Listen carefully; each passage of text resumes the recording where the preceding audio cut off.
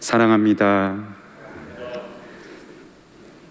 기도해 주신 우리 권사님께서 이미 다 말씀해 주셔서 새롭지는 않겠지만 제 이름은 윤종문입니다. 저의 이름은 돌아가신 할아버지께서 지어주셨습니다. 쇠종자에 글얼문 해가지고 학문을 깨우치라고 공부 열심히 하라는 뜻으로 종문이라는 이름을 지어주셨습니다. 그래서인지 생전에 저에게 종종 너 이름이 뜻이 뭔지 아니? 너 이름의 의미처럼 공부 열심히 해야 된다라고 할아버지께서 말씀해 주셨던 적이 있습니다. 가만히 생각해 보면 사람의 이름은 그 사람의 정체성 내지 고유한 어떤 성품 이런 것들을 한 단어로 담아낸 것이 사람의 이름이 아닌가 하는 생각이 들기도 합니다.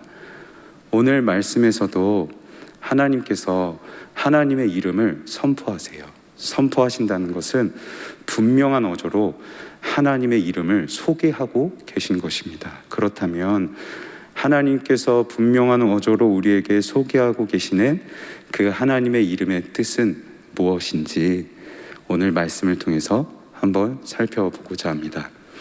일전에 하나님께서는 모세에게 말씀하셔서 시내산으로 올라오라고 말씀하시고 두 돌판에 10계명을 새겨주십니다. 계명을 새겨주시는데요, 이 두 돌판에 계명을 새겨주신 것에는 이런 의미가 있습니다. 고대 근동에서 만약 두 나라가 전투를 벌인다면 이 전투는 그저 사람과 사람, 나라와 나라만의 전투만을 의미하지는 않습니다. 그들이 따르는 왕과 왕의 전투가 되고 그들이 믿는 신과 신의 전투가 됩니다. 왕들의 전쟁이고 신들의 전쟁이 되는 것이죠. 만약 이 전투에서 패하게 되면 그 나라는 승리한 나라의 식민지가 됩니다. 여기서 두 나라의 관계가 성립이 되는데 왕과 신하의 관계가 되죠. 종주 관계가 됩니다. 그리고 이때 승리한 나라가 두 돌판에 한 가지의 계약을 작성해서 기록을 하는데요, 승리한 국가를 어떻게 섬겨야 되는지 그 세부 내용을 일일이 구체적으로 적어서 그리고 그 돌판 중에 한 돌판을 패전한 나라에게 전해줍니다. 이걸 보고 기억하라는 거죠. 이제부터 너희 진짜 왕이 누구고 너희가 따라야 할 신이 누군지를 기억하라고, 함부로 덤비지 말라고 이 돌판 중에 한 돌판을 전해줍니다. 하나님께서 모세를 통하여 이스라엘 백성들에게 두 돌판을 새겨주신 것은 이런 의미가 있습니다. 이스라엘 백성은 400년 동안 애굽의 지배를 받았죠. 적지 않은 기간 동안 그들은 지배를 받으면서 그들의 왕은 어느덧 하나님이 아닌 애굽 왕 바로가 되었을 것이고 그들이 따랐던 신 역시 애굽의 신들이 되었을 것입니다. 그런 이스라엘을 향하여서 이제 하나님께서 너희가 400년 동안 섬겼던 애굽의 왕을 내가 이겼다. 10가지의 재앙을 통해서 너희를 출애굽시킴으로 너희가 400년 동안 따랐던 애굽의 신들을 내가 싸워 이겼다. 이제 너희의 왕은 나고 너희가 믿어야 할 신이 나 하나님이다 라고 말씀하시면서 이스라엘과 하나님의 관계를 정립하시는데 왕과 백성의 관계로 하나님께서 정립하고 계십니다. 그런데 잘 아시듯 하나님께서 모세에게 이 돌판에 계명을 적어주실 때 이스라엘 백성들이 뭘 하고 있죠? 금송아지를 만들고 있잖아요. 그 금송아지를 향해서 이게 우리를 애굽에서부터 구원해낸 우리의 구원자다라고 외치고 있습니다. 그것을 본 모세가 돌판을 던져서 깨뜨립니다. 돌판이 깨집니다. 하나님과 맺었던 계약이 깨져버립니다. 하나님께서 이제 내가 너희의 왕이 되고 너희의 신이다 라고 말씀하신 그 계약을 이스라엘 백성들이 깨뜨려 버린 것이죠. 이제 이스라엘 백성들에게 남은 것은 그 계약을 위반한 대가 바로 멸망만이 남게 되었습니다. 하지만 하나님께서는 그 이스라엘 백성들을 향하여서 다시 돌판을 만들어 와라. 내가 거기에 처음 것과 같이 다시 계명을 새겨주겠다 말씀하십니다. 이 두 돌판에는 하나님의 자비가 있습니다. 하나님의 자비하심과 인자하심이 이 두 돌판에 배어 있습니다. 이스라엘 백성들이 일방적으로 하나님과의 계약을 깨뜨려 버렸잖아요. 계약의 당사자가 있습니다.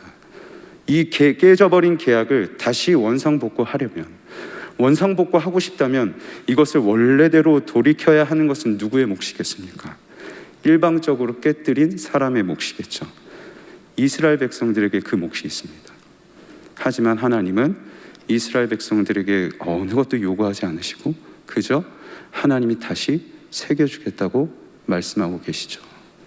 일방적으로 계약을 깨뜨린 이스라엘을 향한 하나님의 일방적인 헌신과 은혜가 여기에 담겨 있습니다. 뿐만 아닙니다. 하나님은 우리가 깨달아야 할 부분을 깨닫게도 하시는 분이세요. 처음 계명을 주셨을 때와 달리 하나님께서는 두 번째에서는 한 가지 다른 명령을 하시는데요, 처음과는 달리 돌판을 직접 만들어 오라고 말씀하세요. 왜 돌판을 직접 만들어 오라고 말씀하셨을까요? 이 돌판이 깨진 책임, 계약이 깨진 책임이 이스라엘 백성에게도 있다, 이스라엘 백성에게 있다는 것을 상기시켜 주신 것이 아닌가, 거기에 목적이 있는 것은 아닌가 생각해 보게 됩니다. 이어서 하나님은 처음과 동일한 명령을 또다시 내리시는데, 아무도 신의 산으로 오르게 하지 말라. 신의 산에서부터 멀찍이 떨어져 있고 가축조차도 아무것도 먹이지 말라고 말씀하고 계십니다. 처음 이스라엘 백성들은 이 명령을 받았을 때, 계명을 받기 전 이 명령을 받았을 때 이 명령을 듣고 두려움에 떨었습니다. 하나님의 임재의 그 영광 앞에 가까이 가는 순간 죽음을 당한다는 것을 알았기에 그들은 멀찌감치 떨어져서 하나님의 임재를 바라보았고 두려워 떨고 있습니다. 그랬던 그들이 이제 다시 하나님의 말씀을 따라 돌판을 다듬기 시작합니다. 돌판을 다듬으면서 이들이 생각했던 것은 어떤 것들이었을까요? 돌판을 다듬으면서, 그래, 하나님이 원래 이런 분이시지, 나는 원래 하나님 앞에 이런 사람이어야지, 하나님 원래 이렇게 두려운 분이신데, 하나님이 우리의 왕이 되시고 우리는 그분 앞에 가까이 갈 수조차 없는 사람인데 그런 하나님 앞에 우리가 범죄하였구나, 이 돌판을 깨트린 것은 우리에게 책임이 있구나라는 것을 돌판을 다듬으면서 깨달았던 것이죠. 이스라엘 백성들은 돌을 다듬고 있고 하나님은 이스라엘 백성들을 다듬고 계십니다. 그런데 이게 은혜 아닐까요?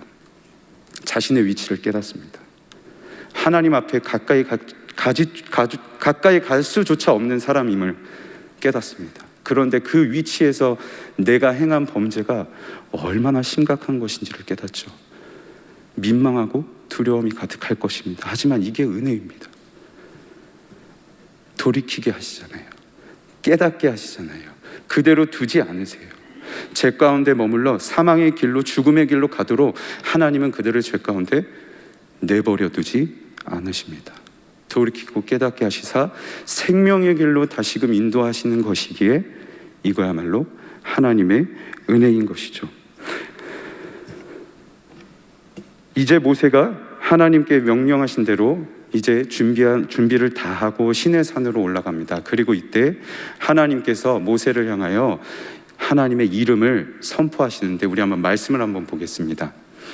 여호와께서 그의 앞으로 지나시며 선포하시되, 여호와라 여호와라, 자비롭고 은혜롭고 노하기를 더디하고 인자와 진실이 많은 하나님이라. 인자를 천대까지 베풀며 악과 과실과 죄를 용서하리라. 그러나 벌을 면제하지는 아니하고 아버지의 악행을 자손 3, 4대까지 보응하리라. 아멘. 하나님께서 여호와라 여호와라 말씀하시며 당신의 이름을 소개하십니다. 성경에서 하나님이 이렇게 조목조목 자신의 이름을 소개하시고 성품을 소개하시는 부분은 흔하지 않습니다. 하나님의 이름을 소개하시고 하나님의 성품을 구체적으로 열거하시는데 이것은 흔하지 않습니다.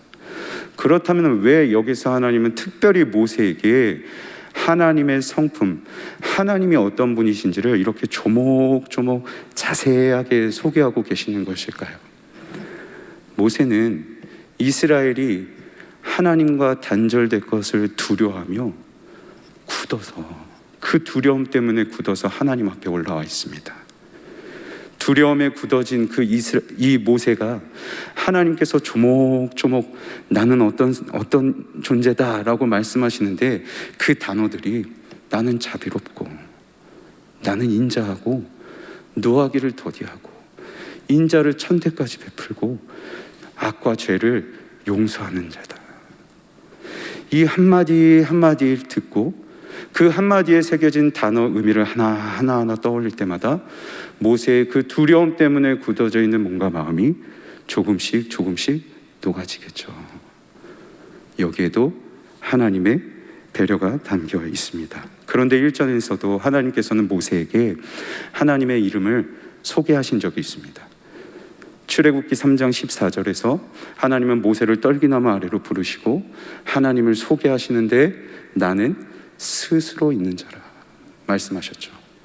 정말 하나님은 스스로 있는 자, 그 능력으로 이스라엘 백성들을 출애굽시키시고 10가지 재앙을 행하셔서 출애굽시키시고 홍해를 가르시고 만나와 메추라기와 불기둥과 구름기둥으로 광야에서 인도하셨죠. 나는 스스로 있는 자라 말씀하신 그 능력으로 정말 능력을 행하셨습니다. 그 하나님께서 이제는 자신의 성품을 모세에게 소개하고 계시는데 나는 인자하고 자비롭고 노하기를 더디하는 자야. 이것은 무슨 의미겠습니까? 스스로 계시는 그 하나님의 능력으로 지금까지 인도하셨던 그 하나님이 이제는 자비하신 그 성품을 따라 이스라엘 백성들을 용서하시고 다시금 그 능력으로 이스라엘 백성들을 인도하시겠다고 모세에게 선포하고 계신 것이죠. 하나님의 이름은 움직임이 없는 글자에 불과한 것이 아닙니다. 하나님의 이름은 살아서 역사하는 이름입니다. 스스로 계신다 말씀하셨던 그 이름 따라 능력을 행하셨고 자비롭고 인자하고 노하기를 더디하신다는 그 소개에 따라 하나님은 이스라엘 백성들을 용서하고 계시죠. 하나님은 선포하신 그 이름대로 일하시는 분이십니다. 하나님은 선포하신 그 이름의 의미대로 백성들에게 일을 행하시고 역사하시는 하나님이신 것이죠. 그런데 이렇게도 말씀하세요. 벌을 면제하지는 아니하고 아버지의 악행을 자손 3, 4대까지 보응하겠다 말씀하고 계십니다. 하나님은 이스라엘 백성들을 용서하셨습니다. 그런데 이스라엘 백성들이 용서받았다고 해서 잊지 말아야 했던, 기억해야만 했던 것이 한 가지 있습니다. 그것은 하나님은 결코 죄와 조금이라도 타협하지 않으신다는 하나님이신 것이죠. 죄와 조금이라도 타협하지 않으세요. 그 마음을 지금 이스라엘 백성들에 전하고 계시는데 너희가 지은 죄가 얼마나 심각한지를 기억해야 된다. 나는 죄를 지으면 자손의 3, 4대까지 보응할 만큼 나는 죄를 싫어해. 그만큼 너희가 지었던 그 죄가 끔찍한 짓이었어. 다시는 그러면 안 돼. 나는 그만큼 죄를 싫어해. 하나님께서 이스라엘 백성들에게 왜 이렇게 말씀하셨을까요? 보응하시겠다는 이 두려운 말씀을 왜 굳이 하시면서까지 이스라엘 백성들에게 경고하셨을까요? 용서하셨는데 또다시 그들이 미련하고 연약하여서 넘어지게 될까 봐, 그들이 또다시 범죄하여서 이 관계를 다시금 깨버리게 될까 봐 하나님은 이스라엘 백성들의 연약함까지 살피셨습니다. 하나님은 이스라엘 백성들이 실수할 것까지 다 살피시고 그러면 안 된다 알려주고 계신 것이죠. 너무 두려운 말씀이지만 이 두려운 말씀 안에 하나님의 긍휼히 여겨주시는 마음이 되어 있습니다. 그래서 저는 아무리 봐도 이 두 돌판 안에는 단순히 하나님의 계명만 적혀 있다고 생각이 들지 않아요. 물론 글자상으로는 하나님의 계명이 기록되어 있지만 그 안에는 하나님의 이름이 새겨져 있습니다. 거기에는 하나님의 마음이 새겨져 있습니다. 내가 너희를 용서할게. 내가 너희의 다시 왕이 되어서 내가 계속 너희를 인도할게. 그러니 너희도 이 계명을 잘 지켜서 나와의 관계를 잘 이어가자라고 하시는 하나님의 이 간곡한 마음이, 간절한 마음이 이 계명 안에 배어 있고 이 마음으로 계명을 꾹꾹 눌러가면서 쓰지 않으셨겠습니까? 특별히 오늘은 어린이날이죠. 저는 이제 어린이가 아니어서 어린이라는 단어를 들으면, 어리다라는 단어를 들으면 좀 철없다, 미련하다, 약하다라는 의미로 다가오곤 합니다. 실제로도 어리석다, 미련하다라는 단어를 어리다라는 단어로 표현하잖아요. 어린 아이 같은 우리, 미련하고 약하나라는 찬양의 가사처럼 이렇게 사용하기도 하죠. 생각해 보십시오. 우리 하나님은 참 신실하셔서 약속하셨던 그 용서와 자비함과 인자하심을 계속해서 이어주십니다. 변하지 않으십니다. 그런데 모순적으로 아이러니하게 우리 사람의 어린아이와 같은 이 미련함, 어리석음도 잘 변하지 않아요. 이스라엘 백성들의 보여주었던 어린아이와 같은 이 연약함들이 오늘날 우리에게도 그대로 이어져 오고 있죠. 사실 우리의 삶은 하루하루 돌이켜보면 인정할 수밖에 없습니다. 세상살이를 살아가다 보니 우리의 눈과 우리의 마음이 향하는 것은 다 세상의 것이고, 마스크를 쓴 것처럼 숨막히는 하루하루를 살아보면 내 이 숨통을 틔워줄 무언가가 필요한데, 문제는 그때 하나님이 잘 떠오르지 않아요. 하나님이 잘 떠오르지 않고 눈에 보이는 금송아지를 찾아 나서죠. 나만의 금송아지를 만들고 이것이 나의 구원자고 이것만 있으면 될 것 같아요. 이것만 있으면 내가 숨을 쉴 수 있을 것 같아요. 그렇게 넘어집니다. 하나님의 은혜를 경험하고 하나님의 인도하심을 고백하지만 어느샌가 무너져요. 미련합니다. 나의 하나님이라고 고백했던 그 하나님을 잊어버립니다. 나의 구원자가 누구지? 지금 내가 살아남기 위해서 뭐가 필요하지? 나의 구원자가 누구지? 잊어버립니다. 내 구원자가 누군지 우리는 알지 못해요. 그래서 우리는 어린아이와 같고 미련하고 약한 존재인 것이죠. 하지만 말씀드렸듯 하나님은 신실하셔서 이스라엘 백성들에게 주셨던 그 용서, 자비하시고 인자하시고 노하기를 더디하신 그 성품 따라 주셨던 그 용서의 은혜를 저와 여러분에게도 주고 계십니다. 말씀을 한번 보시죠. 출애굽기 34장 7절 상반절 말씀인데요, 인자를 천대까지 베풀며 악과 과실과 죄를 용서하리라. 아멘. 인자를 천대까지 베풀겠다는 말씀은 인자하심을 영원토록 베풀겠다는 말씀입니다. 그런데 이 인자하심을 히브리어로 헤세드라고 하는데요, 다르게 번역하면 은혜입니다. 그런데 이 히브리 사람들은요, 헤세드, 이 은혜라는 단어에 한 가지 인식을 가지고 있었습니다. 그들은 이 헤세드라는 단어를 보며 이 문장을 떠올렸다고 합니다. 죽어야 할 사람을 대신할 시체를 준비한다. 죽어야 할 사람의 죽음을 대신할 시체를 준비한다. 이것이 히브리인들이 생각했던, 인식했던 헤세드라는 단어였습니다. 하나님께서는 영원한 인자하심, 천대까지 인자하심을 베푸시겠다고 말씀하셨는데, 그러면 영원토록 베푸신 하나님의 인자하심은 무엇이었습니까? 영원히 보여주시겠다 말씀하셨던, 영원토록 우리에게 보여주셨던 하나님의 그 은혜는 무엇이었습니까? 죽어야 할 우리를 대신해서 시체를 준비하셨죠. 예수 그리스도의 시체였습니다. 죽어야 할 우리를 대신할, 그 죽음을 대신 감당할 시체, 성육신 하셔서 대속의 죽음을 당하실 예수 그리스도를 예비하셨죠. 또한 죄과를 용서하신다, 죄를 용서하신다라는 이 용서하다의 단어의 원뜻은 들어 올린다는 뜻입니다.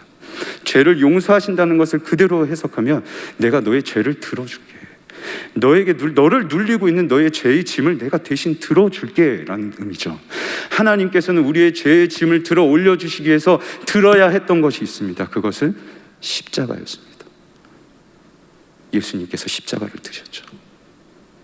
모세가 광야에서 뱀을 든 것 같이 인자도 들려야 하리니, 우리의 죄를 드시기 위해서 십자가를 드셨던 그 예수님이 우리에게 이렇게 말씀하시죠.